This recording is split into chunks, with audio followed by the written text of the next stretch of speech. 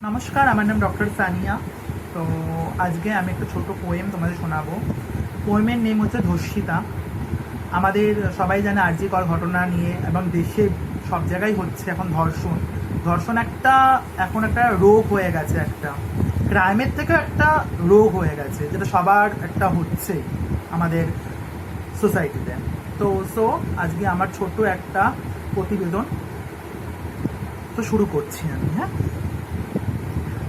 মানুষ হয়ে মানুষের মতো বাঁচতে আমি যে চাই, শরীরের সব লজ্জা ঢেকেছি যার পর আর নাই। তবুও তোমরা পোশাকের দোষ দেখছো আমায় ঘিরে, আমার চলন আচরণেই দোষ দাও ফিরে ফিরে। লজ্জা আমার, লজ্জা তোমার, সবার লজ্জা আজ। ধর্ষিতা হয়ে আমি তো ভাবছি ধর্ষিতা এ সমাজ। রাজনীতি এসে আমাদের মাঝে করে শুরু বিভাজন, রাজনীতি এসে আমাদের মাঝে করে শুধু বিভাজন। দলিত উচ্চ শাসক বিরোধী কারে কয় ধর্ষণ, দলিত উচ্চ শাসক বিরোধী কারে করে ধর্ষণ।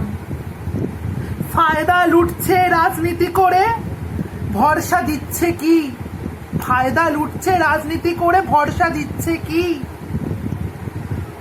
অপরাধীকে অপরাধী বলো, করোনা রাজনীতি। ক্ষমতার তুমি অপব্যবহার যেখানেই করো না।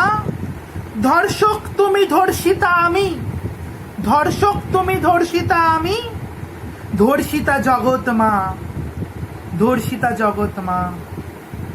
নমস্কার। তো আমার একটা পোয়েম ছিল। তো যদি ভালো লাগে তোমরা একটুখানি শেয়ার করো, লাইক করো।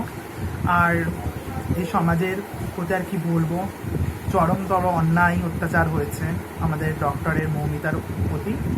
তো সবারই মুখে একটাই নাম, we want justice, we want justice, we want justice.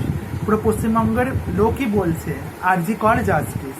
Thank you so much.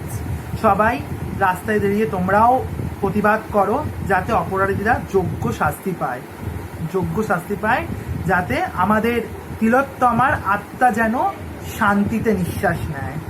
নমস্কার, থ্যাংক ইউ, বাই বাই।